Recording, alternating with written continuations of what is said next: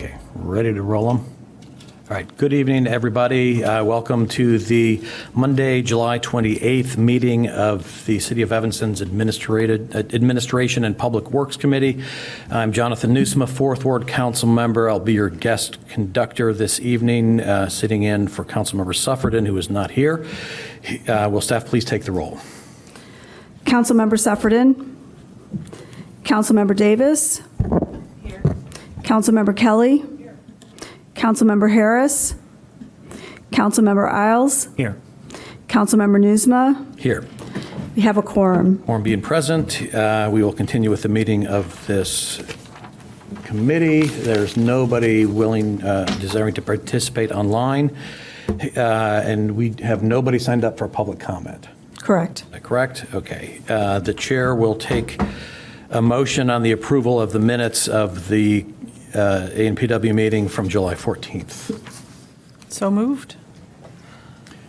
It's been moved by Councilmember Kelly, seconded I'll second. by Councilmember Isles. All in favor, say aye. Aye. All opposed? Motion carries. The minutes from July 14th are approved. That brings us to the consent agenda. There are 10 items on the consent calendar. Does anybody wish to remove any of these items? A4. A4.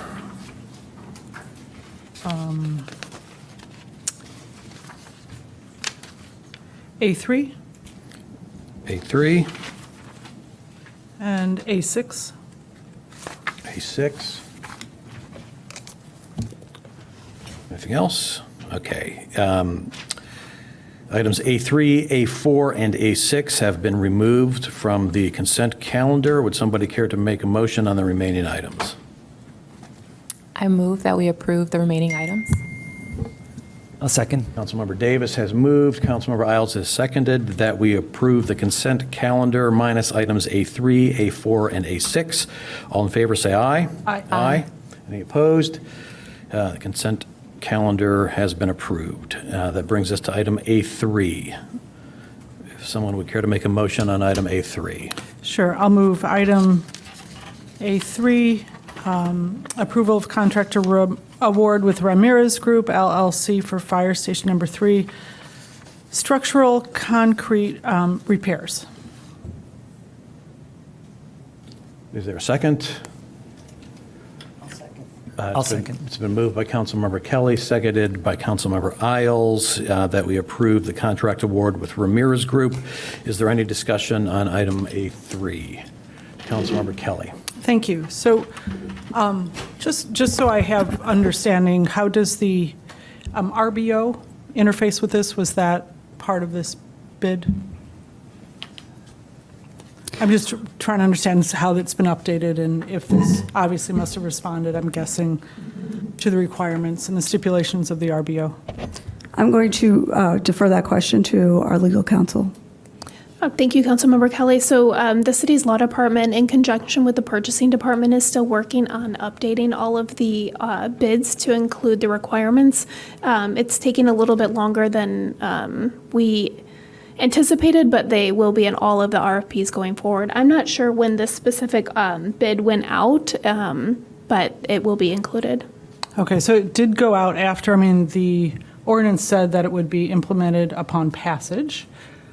So this did go out after passage of the ordinance, which was May 27th and May 30th, signed by Daniel Biss on May 30th, but approved of here on May 27th. So, and all the wording was in there. God knows we worked for a year and a half on that wording, so I'm not quite clear on why it's taking so long to upload that to the RFP process. Yeah, it was just a longer undertaking than we were prepared for, but it's very imminent.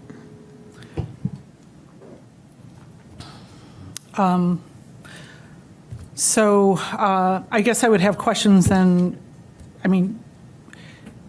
related to this particular contractor as applies some of our stipulations in the RBO, such as, do they have an apprenticeship program? Do we know? Because that information was not included in the bid packet, we do not know if they have an apprenticeship program or not. We did not request information on whether or not they were in compliance with that. Okay. Okay, so in our preference for 5 mile radius, that would have been, because this is a group from Indiana. So I am concerned that this wasn't implemented as it stated when we voted on it. It said it would be implemented immediately, that this, we don't know that this is holding up to the standards that I was at least expecting. But I think that's probably, I had more questions related to that, but I guess I would like to know what imminent means, if we can get, will the bids as of today going? I just don't quite understand. If you could just explain to me a little bit the complications in implementing it immediately, since all the wording was worked out over a long period of time. I was actually working on it this afternoon, so I should be finalizing it here shortly. I can't give you an exact date, but I'm hoping within the next week or two. Okay, I just want everyone to review it to make sure it's compliant. thank you. I guess that's all for now. Thank you. Any additional discussion on item A3? Seeing none, I will ask for a voice vote. All in favor, say aye. Aye. Aye. I'm going to vote no, I'm sorry, just because I had Okay. expected this to be. Let me do a roll call vote then. Councilmember Davis, Aye. Councilmember Kelly, No. Councilmember Isles, Aye. Councilmember Nusma, Aye. 3-1.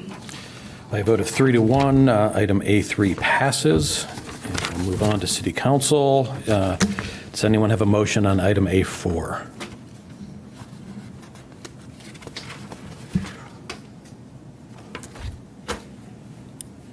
Councilmember Isles? I move the approval of contract award with AGAE Contractors, Inc. for the Twiggs Park Playground Improvement Project.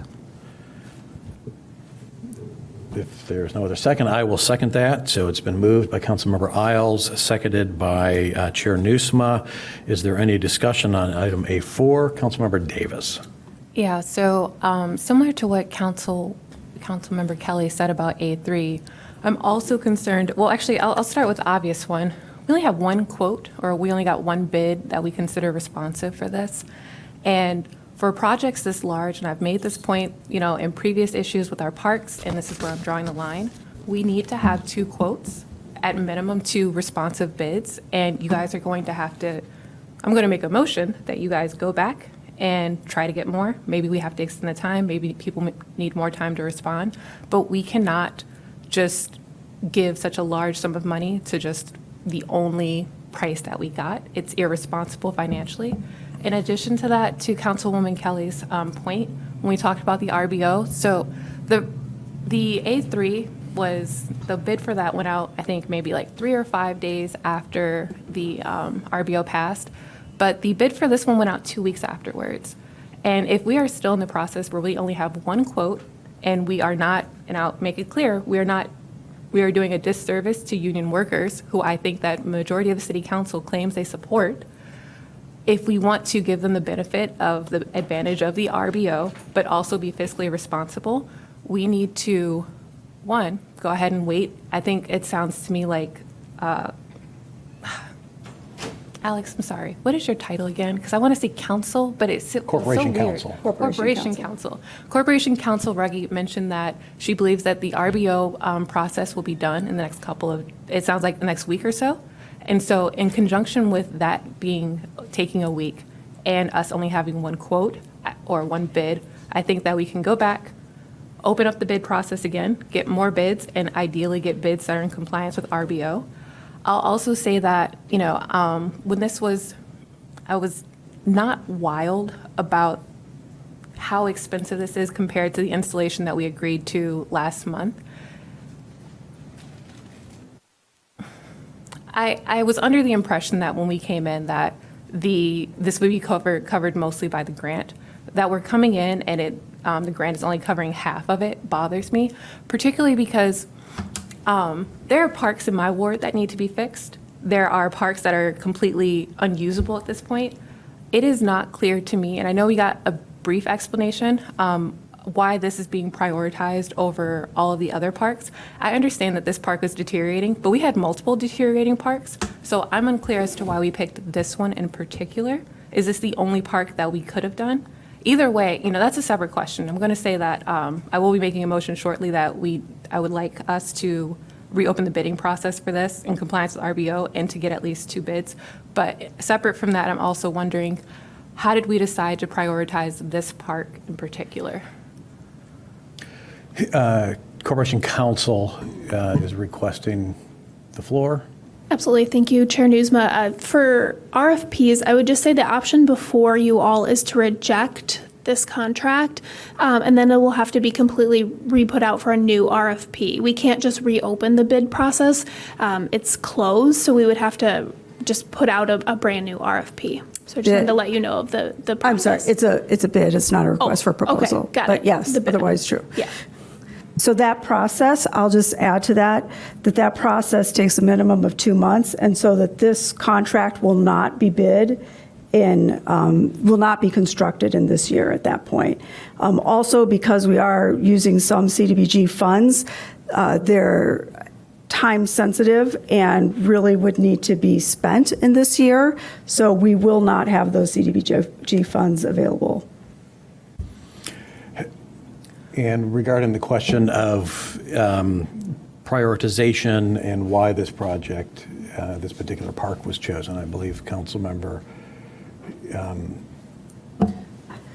So this park was chosen because, first of all, because we did receive notice from some of our CDBG management staff that they had funding available for a park, and Councilmember Burns had requested that if funds were available for such a park, that we look at Twiggs Park, which has the playground for 5 to 12 has had almost all the playground equipment removed, and the Were there playground- other playgrounds that would have qualified for these grants?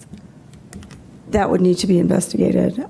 Okay, because it's sounding to me like you picked this park because one individual council member asked you to, and I don't think that's fair to the rest of us and the rest of the council members, because we all have parks that we would like updated. And that concerns me like very deeply that wasn't mentioned or notified. And, again, so we're saying that we have this funding and you're trying to impress upon me urgency and that we have to use this funding, that you're trying to suggest, fine, you're not trying to suggest. Some would say that there is a suggestion that we have to use this grant money because it, needs to be done by the end of the year, but we have no idea if there's other allocations where it could be done toward. What I'm getting at is, if we have other parks that need to be updated, you can just do the exact same thing we did last month. Go ahead and buy whatever playground furniture or playground scapes in, separate from installation like we're doing here for other parks, and then we can discuss what's going to happen going forward. But I don't think that the idea of us losing this funding is founded, and I also am concerned that we haven't done more research. Honestly, I think it kind of blows my mind to think that the funding, Councilmember Burns said that he wanted it, and we didn't even investigate what other parks it could go to. I understand that this must be maybe stressful or something, like some type of undue influence from a council member on staff or whatever's happening here, but going back to my original point, we need more than one bid. We need the RBO to be considered, but we also need to have a discussion on how we're prioritizing our parks, because we had a process in place based on equity, and to see that not being respected concerns me. I'd like to respond to some of those statements. go ahead. First of all, regarding how it was selected, the park is located in area 8092, Census Tract 8092, and staff has been directed in general to look at how to best invest in 8092, particularly when CDBG funds come up. That's something that we consider very heavily at the moment, is really looking at 8092 in compliance with our E-plan that was adopted, I believe, by City Council. Second, for us to spend funding of CDBG funds, it does go to the HCDC committee for approval. And so although it was suggested as looking at 8092 and parks available there, for CDBG fund use. And then identifying this particular park, it did go through a public and open process for approval before staff worked on it. And so that approval is not done by staff, is actually done by an appointed board, which includes multiple council members in addition to members of the community. So Was HCDC, you're saying? yes, so it's done through HCDC. And then in terms of the bid process, the city has zero control over whether or not bidders choose to bid on a process, but 41 contractors were directly notified of this, some of whom already do work for the city of Evanston, some of them who have never done work for the city of Evanston. So it is posted online through a bid management service.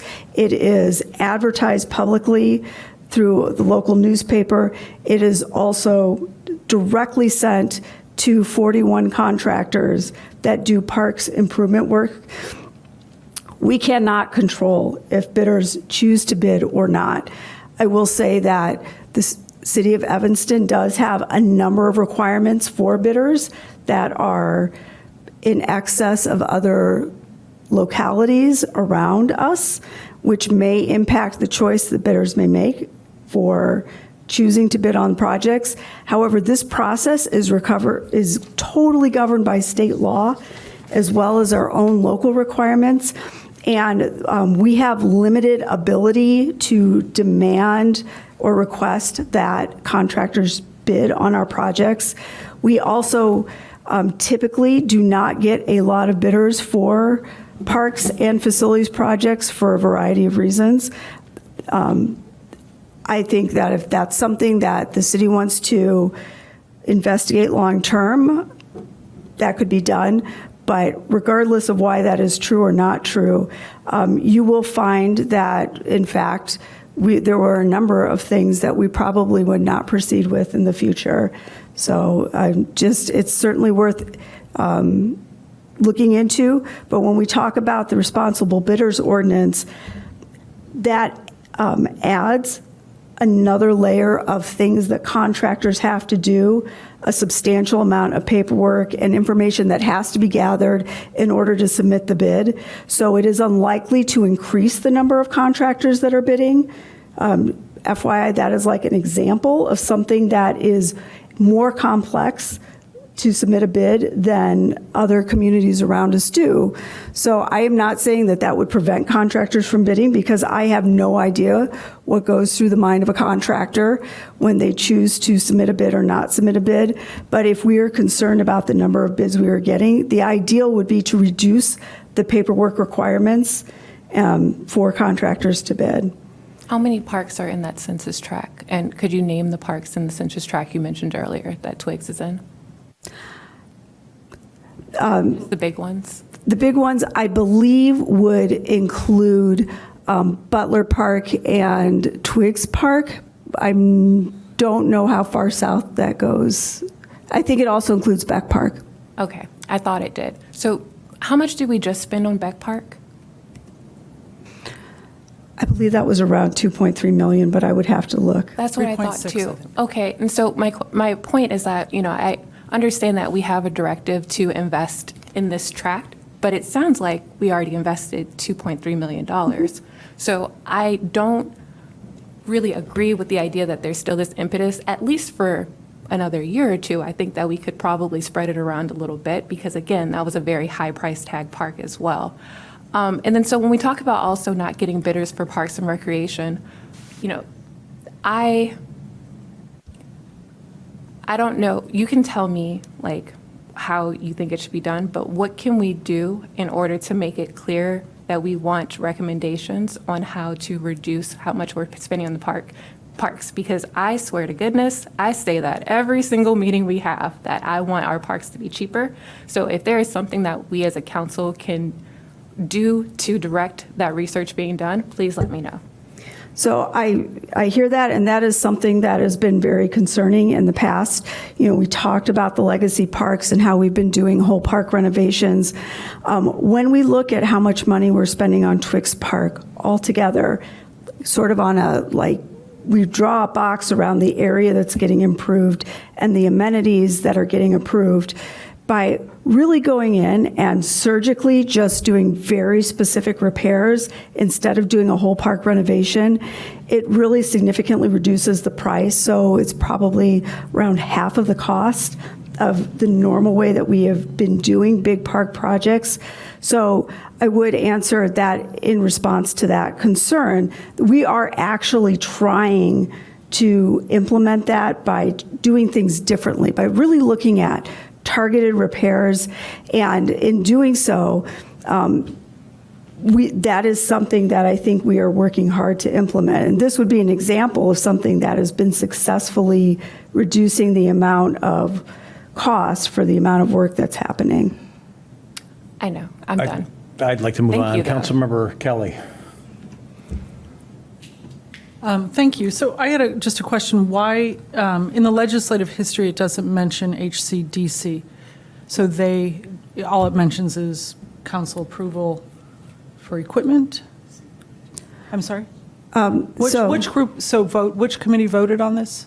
So HCDC approves the community development block grant funded items in the City of Evanston budget. There's a plan. Actually, I'm going to defer this to Sarah Flax because I don't recall all the details of the plan name and when this particular plan was approved. Good evening, Sarah Flax, Community Development Director. This is a uniquely complicated project because it has two sources of CDBG.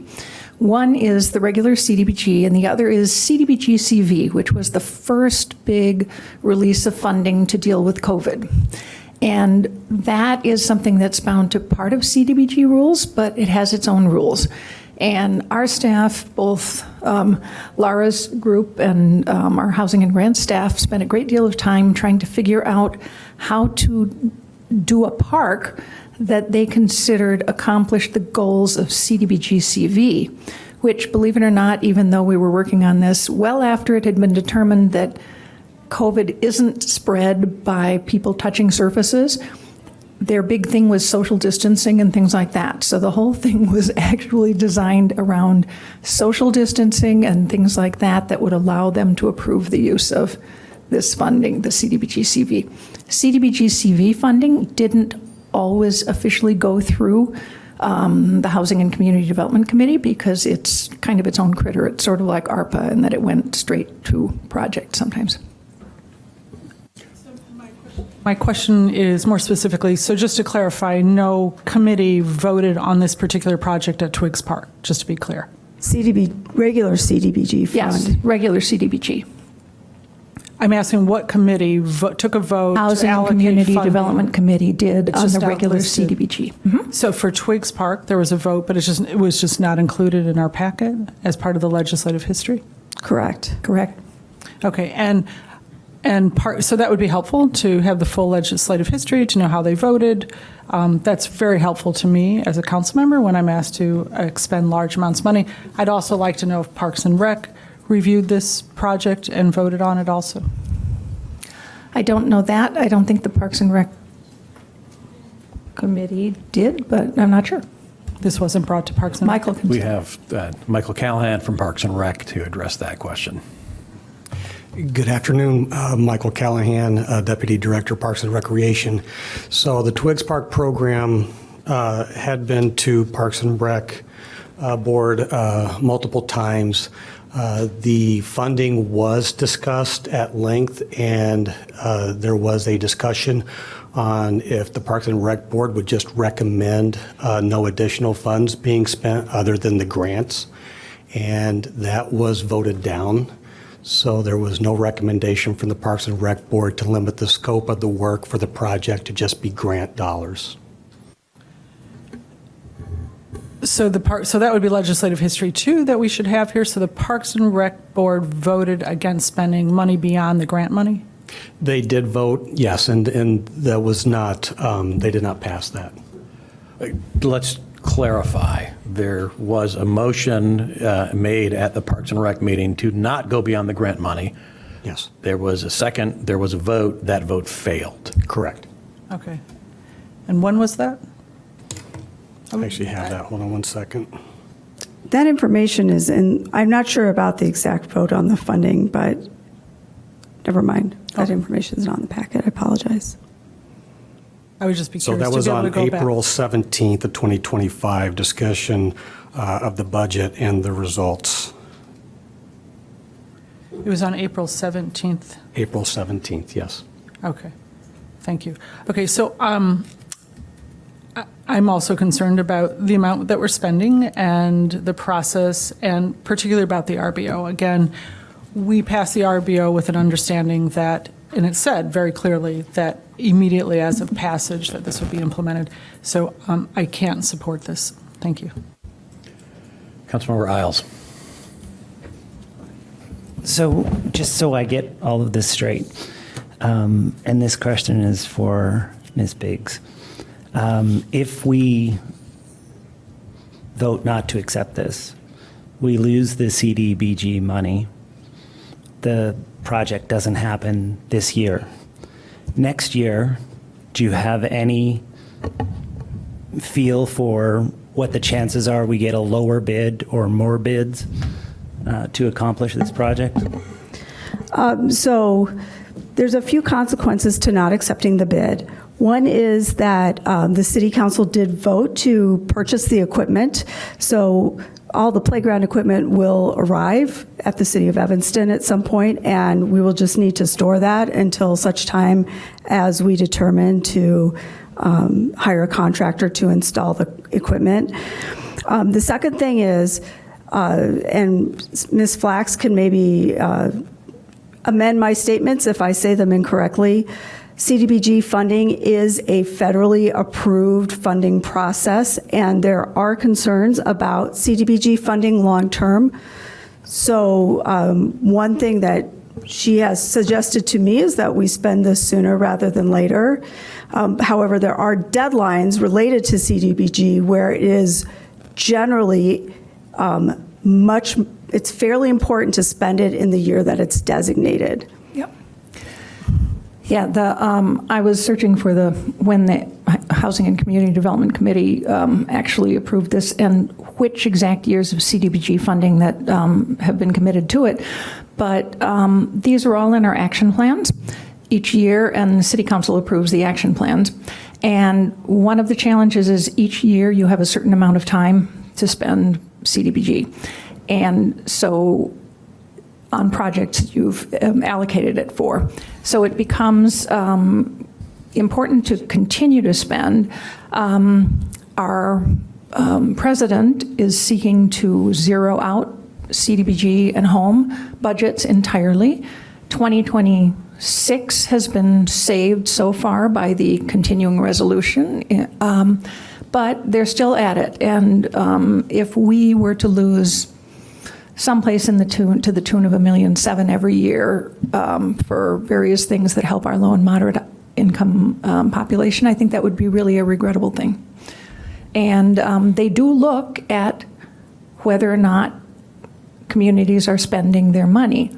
In fact, one of the interesting things is they rationalize not funding home, but hanging on to CDBG for some of them, saying, well, that's because there's this home ARP money that was part of the ARPA big funding.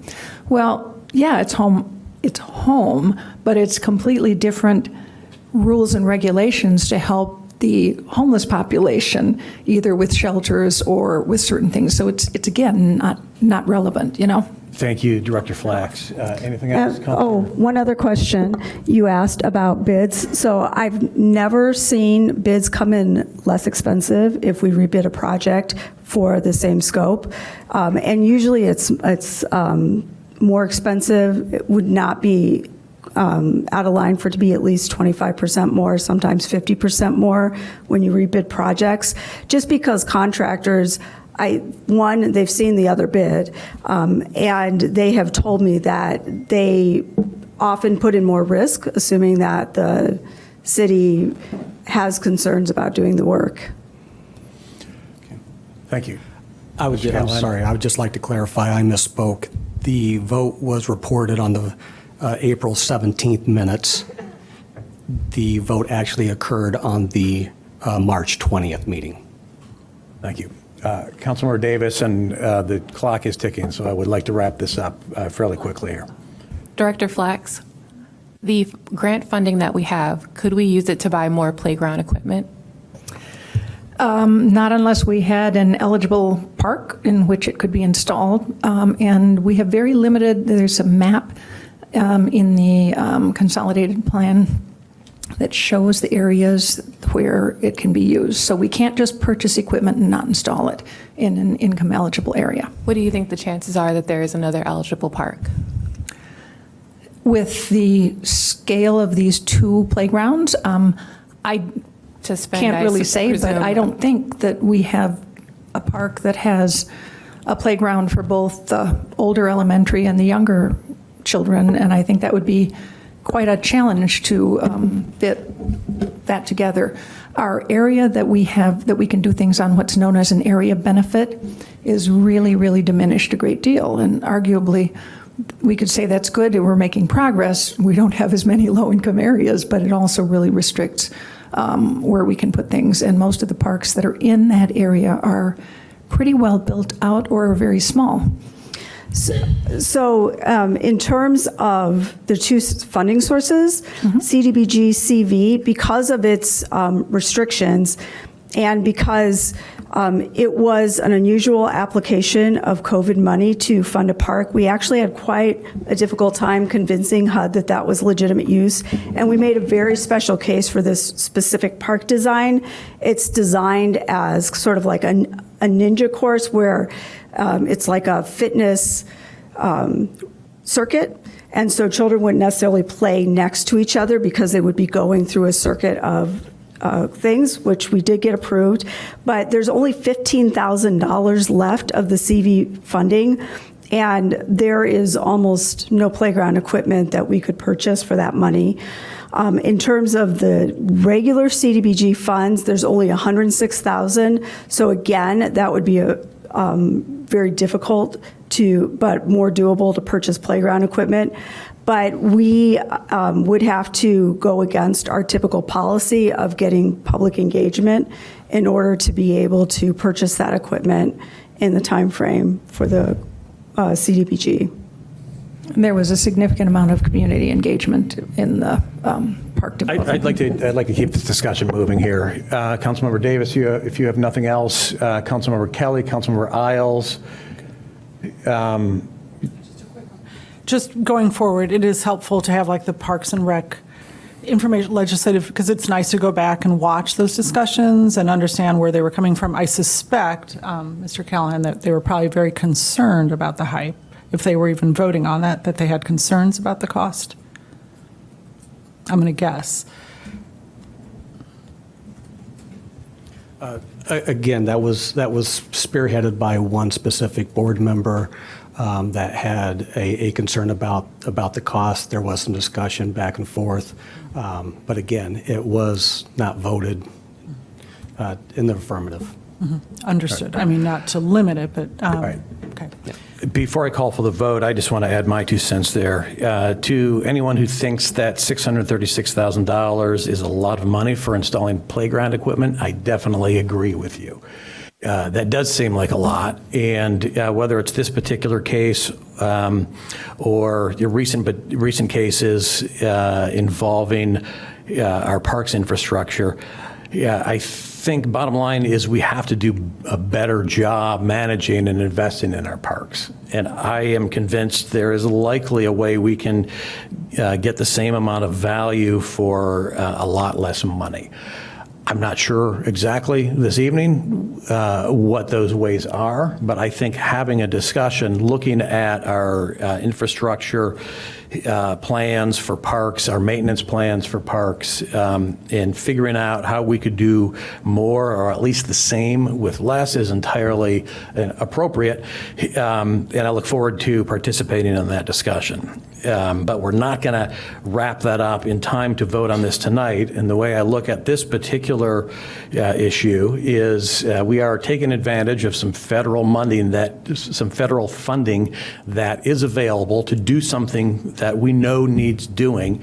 This federal funding is limited to uses in specific areas. This park meets that requirement. Doesn't mean that other parks outside of CDBG areas aren't also important, but we don't have federal money jumping in to help us there. So, I'm not thrilled about how much this costs, but I do think, given our current practices, it's not going to get any cheaper if we delay this. So I'm prepared to support this moving forward, but also have a more holistic and robust discussion about parks investment more generally. So with that, I am going to call for a voice vote, and the motion is to approve the contract award with AGAE Contractors for the Twiggs Park Playground Improvement Project in the amount of $636,000. Councilmember Davis. No. Councilmember Kelly. No. Councilmember Isles. Yes. Councilmember Newsma. Aye. By a vote of 2-2, this item will move to council with a neutral recommendation from this committee. Are you sure with it? I think with Yes. the 2-2 it fails. I believe with the tie it fails. I'll ask Corporation Counsel Ruggie to weigh in. The way it's always been done is that a tie vote at committee moves on to council with a neutral recommendation. It's All right. not clear. I will Our code entertain, doesn't. I'm going to entertain a motion on item A6 now.